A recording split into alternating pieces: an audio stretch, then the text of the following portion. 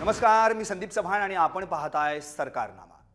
निवडणूक लोकसभेची, लढाई पुणे जिल्ह्याची. मागील भागात आपण पुणे लोकसभा मतदारसंघाचं सध्याचं चित्र पाहिलं. या भागात मावळ लोकसभा मतदारसंघाची नेमकी काय परिस्थिती आहे यावर बोलणार आहोत. अर्ध पुणे आणि अर्ध कोकण अशी या मावळ लोकसभा मतदारसंघाची ओळख आहे. गेल्या तीनही पंचवार्षिक निवडणुकीत मावळ लोकसभा मतदारसंघावर शिवसेनेचं निर्विवाद वर्चस्व राहिलंय. मावळात शिवसेना आणि राष्ट्रवादी यांच्यात आतापर्यंत झालेल्या तीनही लढतीत राष्ट्रवादीच्या उमेदवाराला पराभव पत्करावा लागलाय. मागील तीनही लोकसभा लढतींवर एक नजर टाकूयात ग्राफिक्सच्या माध्यमातून. 2009 मावळ लोकसभा निवडणूक. विजयी गजानन बाबर शिवसेना, पराभूत आझम पानसरे राष्ट्रवादी. 2014 मावळ लोकसभा निवडणूक. विजयी श्रीरंग बारणे शिवसेना, लक्ष्मण जगताप शेकाप मनसे पराभूत. राहुल नार्वेकर राष्ट्रवादी पराभूत.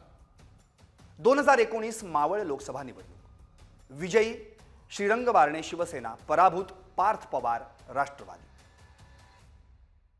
पण महाराष्ट्रात शिवसेना आणि राष्ट्रवादी या दोन पक्षात फूट पडल्यानंतर मात्र आता मावळ लोकसभा मतदारसंघातील लढतीचं चित्र पूर्णपणे बदललंय. श्रीरंग बारणे ज्या ठाकरेंच्या शिवसेनेतून निवडून येऊन दोनदा खासदार झाले, ती शिवसेना आता एकनाथ शिंदेंची झाली आणि बारणे देखील शिंदेंना जाऊन मिळाले. तिकडे राष्ट्रवादी फुटून दोन गट निर्माण झाले आणि अजित पवार गट महायुतीत जाऊन सामील झाला. मात्र अजितदादांचे खंते समर्थक संजोग वाघेरे यांनी नुकतंच हातातलं घड्याळ काढून त्या जागी उद्धव ठाकरेंच्या हस्ते शिवबंधन बांधून घेतल्यानं वाघेरे यांनी मावळात मशाल पेटवण्याची तयारी सुरू केली आहे. मावळ लोकसभा मतदारसंघात पुणे आणि रायगड या दोन जिल्ह्यांतील प्रत्येकी 3 विधानसभा मतदारसंघांचा समावेश होतो. पुण्यातील मावळ, पिंपरी आणि चिंचवड, तर रायगडमधील पनवेल, उरण आणि कर्जत या सर्व विधानसभा मतदारसंघांतील सध्याच्या राजकीय वर्चस्वावर नजर टाकली असता या 6च्या 6 विधानसभा मतदारसंघांवर महायुतीची पकड मजबूत असल्याचं दिसून येतं.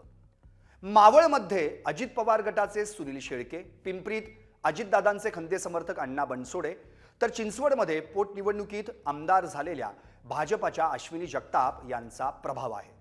पनवेलमध्ये भाजपाचे प्रशांत ठाकूर, उरणमध्ये भाजपाचा पाठिंबा असलेले महेश बालदी आणि कर्जतमध्ये शिवसेनेचे महेंद्र थोरवे यांचा वरचष्मा आहे.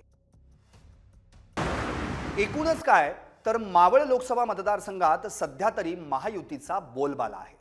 भाजपा आणि राष्ट्रवादी अजित पवार गटाच्या इच्छुकांकडून या मतदारसंघावर जरी दावा केला जात असला तरी मावळातली ही लढत आता शिवसेना उद्धव बाळासाहेब ठाकरे विरुद्ध शिवसेना अशीच होण्याची शक्यता आहे.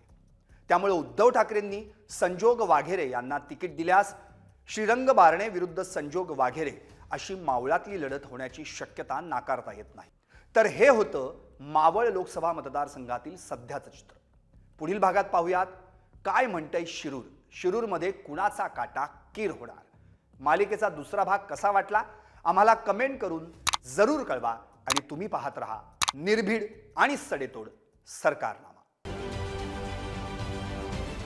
राजकारणातील प्रत्येक अचूक बातमीचे सर्वात आधी अपडेट्स मिळवण्यासाठी सरकारनामाच्या सर्व सोशल मीडिया प्लॅटफॉर्मला लाईक, फॉलो आणि सबस्क्राईब करा. तसंच सर्व नोटिफिकेशनसाठी बेल आयकॉन प्रेस करायला विसरू नका.